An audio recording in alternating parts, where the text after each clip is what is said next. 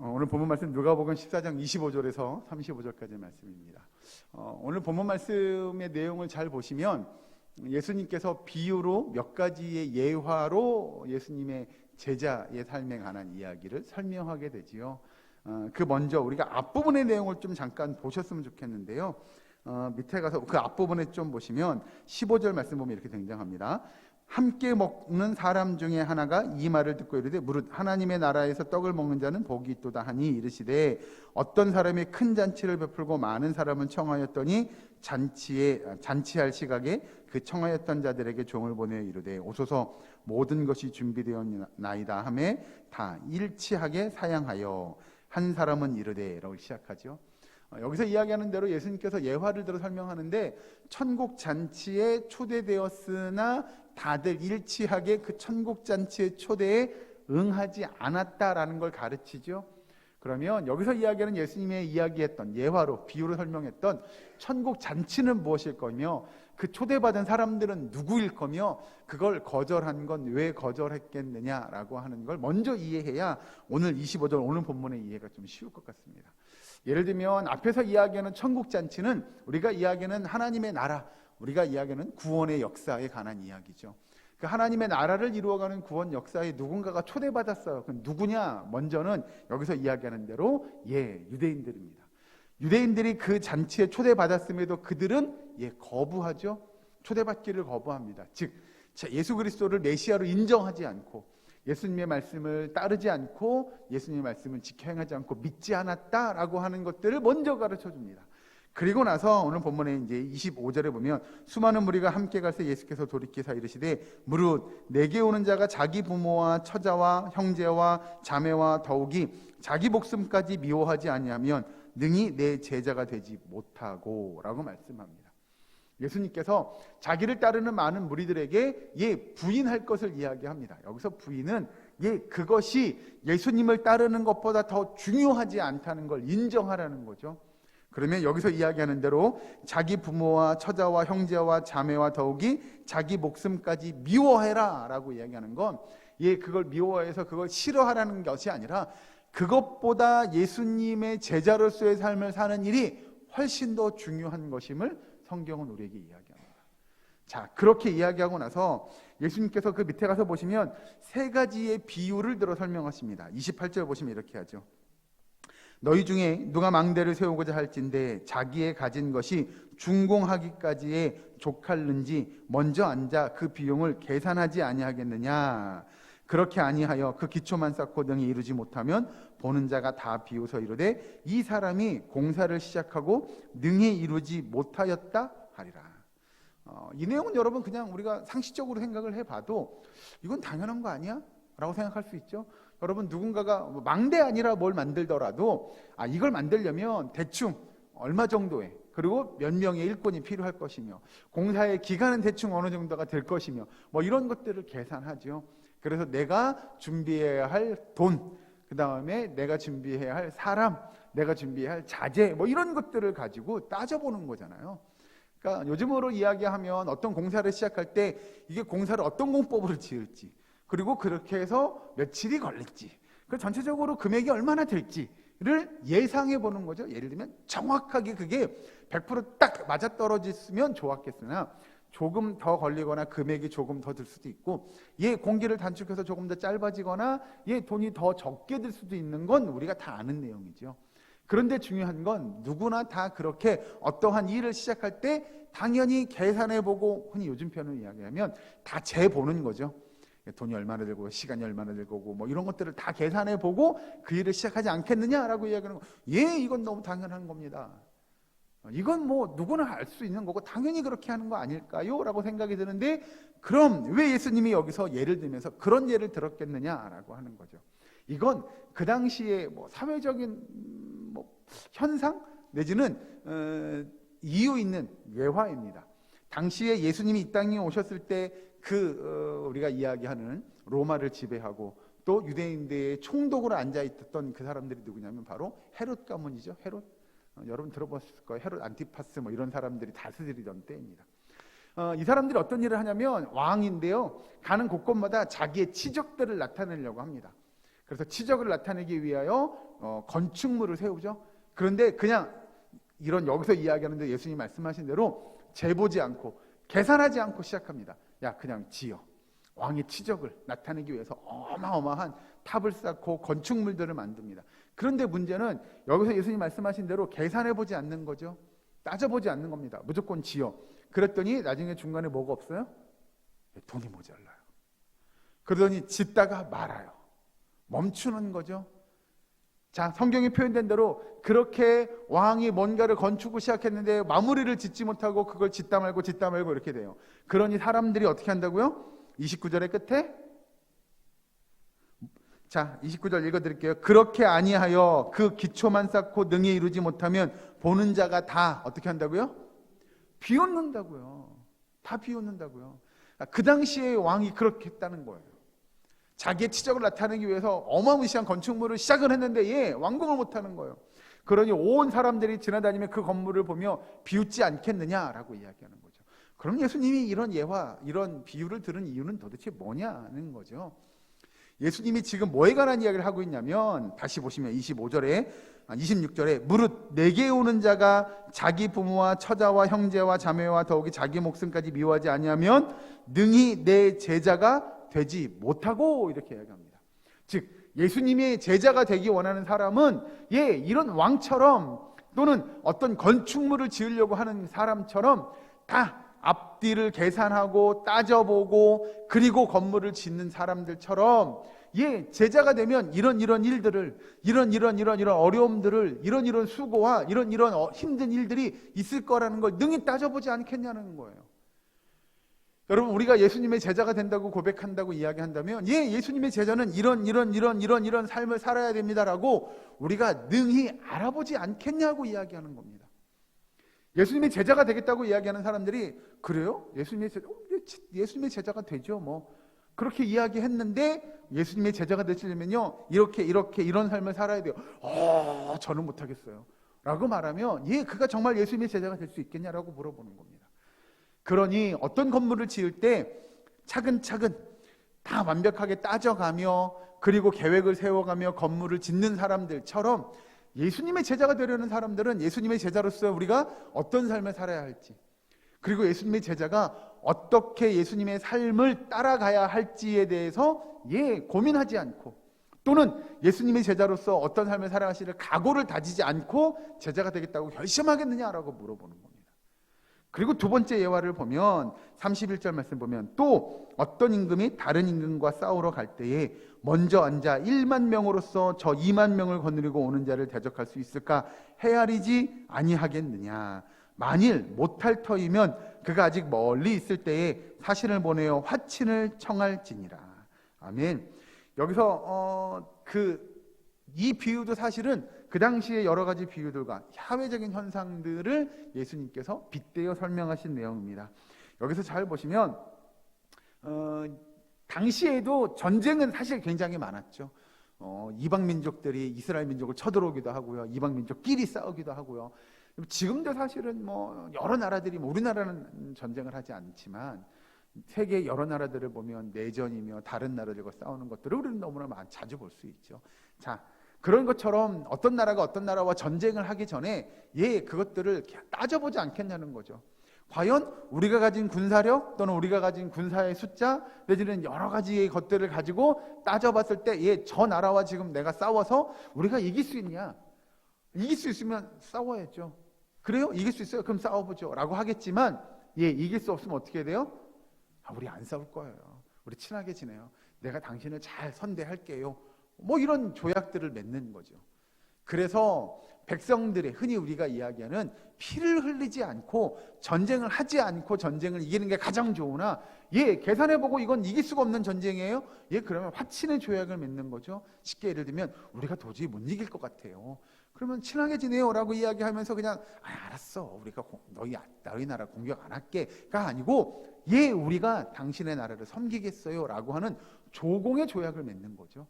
그렇게라도 해서 나라를 평안하게 이끌어가는 것, 그것이 여기서 이야기하는, 다시 잘 보시면 31절에 또 어떤 임금이라고 이야기하는 위정자 또는 우리가 이야기하는 리더의 가장 좋은 모습일 거라는 거죠. 그러면 이 임금이 어떤 나라와 싸우려고 할 때 그냥 무턱대고 그냥 싸우러 왔어? 그래, 가, 싸우러 가. 무조건 이겨야 돼? 라고 이야기하는 것이 아니라 정말 그 전쟁을 하기 전에 이것저것 요모조모 다 따져보고 전쟁을 치러야 하는 것이 마땅하지 않겠냐? 예, 당연한 거죠. 그걸 뭐 두말하면 잔소리 아니겠어요? 전쟁으로 나가면서 따져보지 않고 계산하지 않고 전력을 계산하지 않고 우리가 여러 가지 지형지물과 작전들을 따져보지 않고 전쟁에 나가요? 이건 정말 무능한 지휘관이나 할 수 있는 거잖아요. 그러니 그런 왕도 다 따져보고 전쟁에 임하지 않겠느냐라고 이야기하는 것은 예수님의 제자가 되는 것도 앞에서 이야기하는 내용과 똑같은 내용입니다. 즉, 이 왕도 그러한 것처럼 예수님의 제자도의 삶을 따르겠다고 이야기하는 사람들도 결국은 영적인 전쟁에 참여하는 사람들이라고 한다면, 예수님의 제자라고 한다면 그 전쟁에 참여하기 전에 우리도 영적인 전쟁에서 우리가 어떻게 할 수 있을지를 계산하지 않겠습니까? 예를 들면 그런 거죠. 우리가 예수님의 제자가 된다는 건 영적으로 하나님의 군사 된다는 걸 의미하는 겁니다. 어떻게 보면 성도에게 있어서 영적인 싸움은 필연적이라고 할 수 있죠. 누가 싸움을 좋아하겠어요? 안 싸우고 이겼으면 좋겠죠. 그러나 성경은 우리에게 내 영적인 싸움은 필히 있을 거라고, 싸워야 한다고, 하나님의 백성, 하나님의 자녀, 예수님의 제자라고 한다면 영적인 싸움을 필히 싸워야 한다고 성경은 가르쳐 줍니다. 그러면 따져보는 거죠. 내가 예수님의 제자가 돼서 영적인 싸움을 싸우려고 해요. 그러면 앞뒤를 재보지 않겠어요? 따져보지 않겠어요?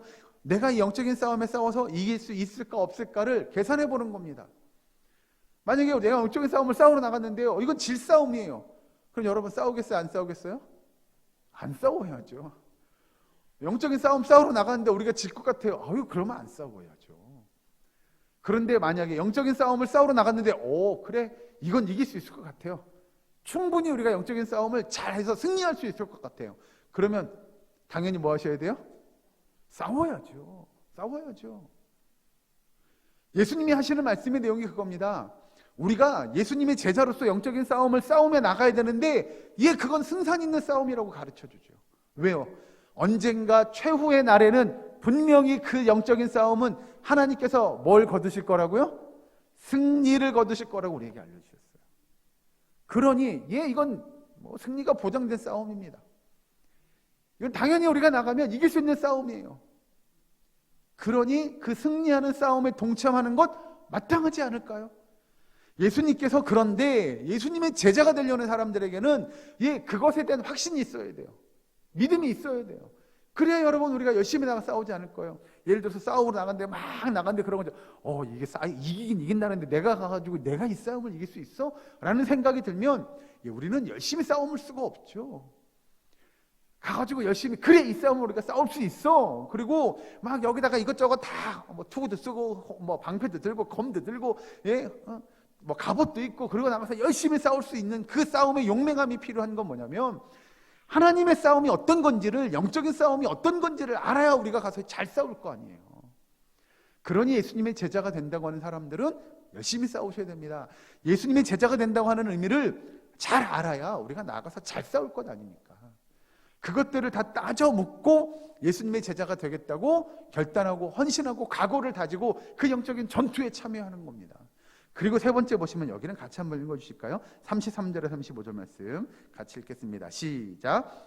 이와 같이 너희 중에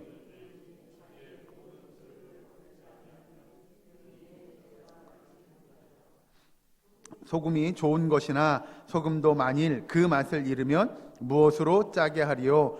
땅에도 거름에도 쓸데없어 내버리느니라.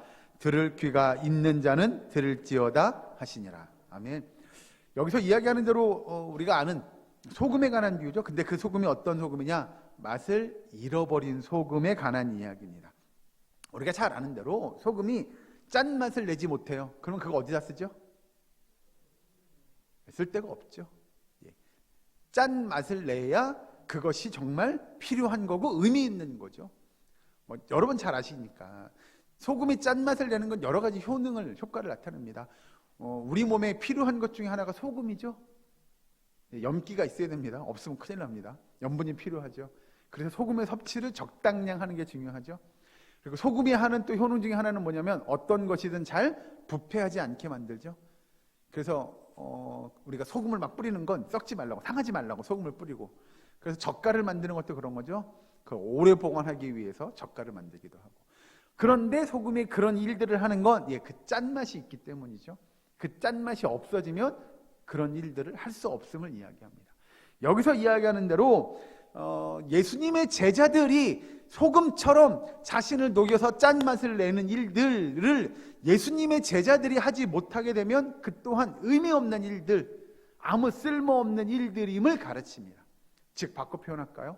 예수님의 제자들이 희생하고 헌신하고 봉사하고 섬기지 않으면 예수님의 제자로서의 사역을 감당할 수 없음을 성경은 이야기합니다. 참된 제자가 되지 못할 겁니다. 이걸 앞에서 첫 번째 비유로 이야기했던 내용과 우리가 이렇게 겹쳐서 빗대어 설명하면 뭐냐면 30절 끝에 이야기하는 대로 29절이죠. 29절 끝에 이야기하는 대로 능히 이루지 못하면 보는 자가 다 어떻게 한다고요?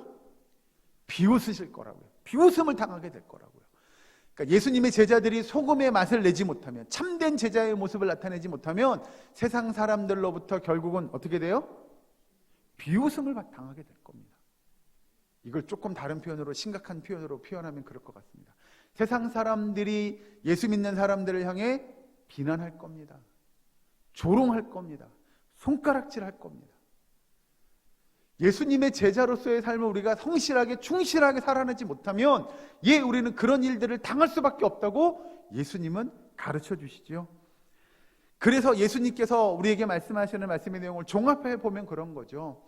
예수님의 제자로서의 삶을 살고자 한다면 그 본질적인 희생과 충성의 정신, 그것이 우리에게 있어야 하는 것을 이야기하고, 만약에 그런 것들을 상실한다면 결국 예수님의 제자로서의 삶이 무익한 삶이 될 것이고, 우리는 무익한 사람이 될 것이고, 세상 사람들로부터 비난과 조롱과 손가락질을 당하게 될 것이고, 결국 그 끝에 이를 때 이야기하면 35절에 땅에도 걸음에도 쓸데가 없어 내버려지는 일들을 예수님의 제자라고 이야기했던 사람들이 당하게 될 거라고 예수님이 이야기합니다. 그러니 예수님의 제자로서의 삶을 살겠다고 각오를 다지는 사람은 여기서 이야기하는 대로 참된 제자도가 과연 무엇인가를 여러분 올바로 아셔야 됩니다. 그냥 교회 다니면 나 예수님의 제자지 라고 이야기할 수는 없을 겁니다. 내가 주일날 교회 와서 예배 한 번 드리니까 나도 예수님의 제자야 라고 이야기하기 힘들 것 같습니다. 오늘 예수님의 가르침대로 한다면 예수님의 제자로서의 삶이 어떤 것인지를 잘 배우고 깨닫고, 또 그 삶을 살기 위하여 내 것을 희생하고, 또 그리고 치열한 영적인 싸움을 살기 위하여 우리의 것들을 내려놓는 일들, 그리고 예수님의 제자답게 섬김과 헌신과 봉사의 모습들이 우리의 삶 가운데 넘쳐나야 되는 줄로 믿으시기 바랍니다. 다시 한번 질문 드리겠습니다. 여기 앉아 계신 저와 여러분들이 그런 예수님의 제자인 줄로 믿으시기 바랍니다. 여러분 중요한 겁니다. 그러면입니다.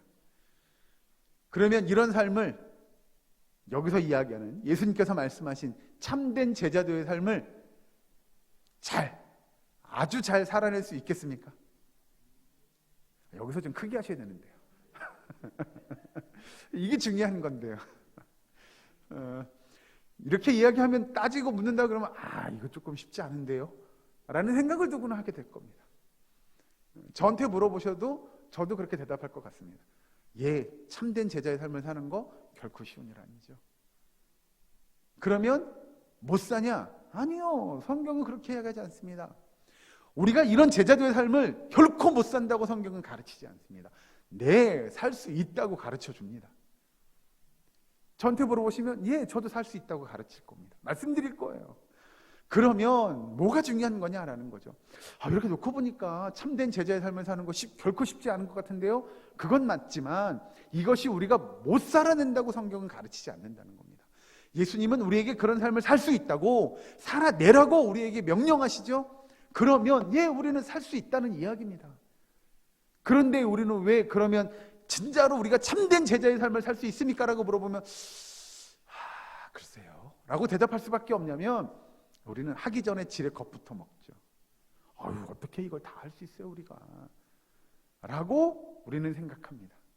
그런데 여러분 이렇게 생각하셨으면 좋겠습니다. 성경은 우리에게, 예수님은 우리에게 정말 이런 삶을 살으라고 이야기합니다. 예수님의 제자로서의 삶의 조건들을 보면 전적인 헌신이 있어야 하고요, 자기 자신을 부인하는 삶의 모습이 있어야 하고요, 또 우리가 아무런 그런 것들이 없다고 하면 우리의 삶이 중도에서 분명히 실패할 겁니다. 아까 첫 번째 예화처럼 그런 계획과 헌신의 결과 또는 봉사의 결단이 없으면, 각오와 헌신의 결단이 없으면 우리는 실패할 수밖에 없겠지만, 결국 우리는 그런 것들을 잘 구비해서 하나님의 백성답게, 예수님의 제자답게 이 땅에서의 삶을 살기 위하여 우리가 몸부림치게 되면 언젠가 하나님께서 우리를 존귀하게, 우리를 칭찬하시는 일이 분명히 있을 것이다 라고 하는 믿음의 확신이 우리에게 있어야 한다는 거죠. 그래서 지금은 이걸 다 할 수 없으나 여러분, 하나씩 해보는 겁니다. 먼저 예수님의 제자로서 어떤 삶을 살아야 되는지를 배우는 겁니다. 말씀을 묵상하시는 거죠. 예수님이 어떤 삶을 살았는지를, 예수님이 어떤 일들을 행하셨는지를 우리들이 보고 듣고 읽고 배우고 깨닫는 겁니다. 그래서 그 중에 내가 요거 일단 먼저 해보지 라고 하는 것들이 필요한 줄로 믿습니다. 그래서 한 가지씩 늘려가다 보면 어느 순간에 우리가 그 모든 것들을 능히 감당할 수 있는 참된 예수님의 제자 될 수 있음을 고백하는 날이 분명히 올 겁니다. 여기 앉아 계신 우리 예사랑교회 모든 성도님들이 그런 날이 오기를 주의 이름으로 축원합니다. 그리하여 예수님의 제자답게 이 땅에서 참된 제자의 모습으로 살아갈 수 있는 그런 저와 여러분, 우리 예사랑교회 모든 권속될 수 있기를 주의 이름으로 간절히 축원합니다. 기도하겠습니다. 사랑하는 하나님, 감사합니다. 우리가 이름만 예수님의 제자인, 무늬만 예수님의 제자인 그런 백성이 되지 않게 하여 주시옵소서.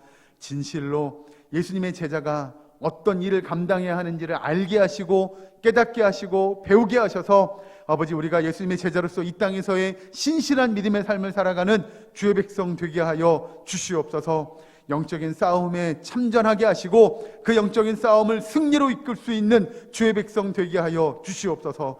담대한 믿음 주셔서 이 땅에서 섬김과 봉사와 헌신으로 예수님의 삶을 이루어가고 그 삶을 본받아 똑같이 예수님의 삶을 이루어가는 주의 백성들 되게 하여 주시옵소서. 아버지, 우리 예사랑교회 모든 권속들에게 성령의 놀라운 은혜 내려주시기를 간절히 바라옵고나오며 예수님의 이름으로 기도하옵나이다. 아멘.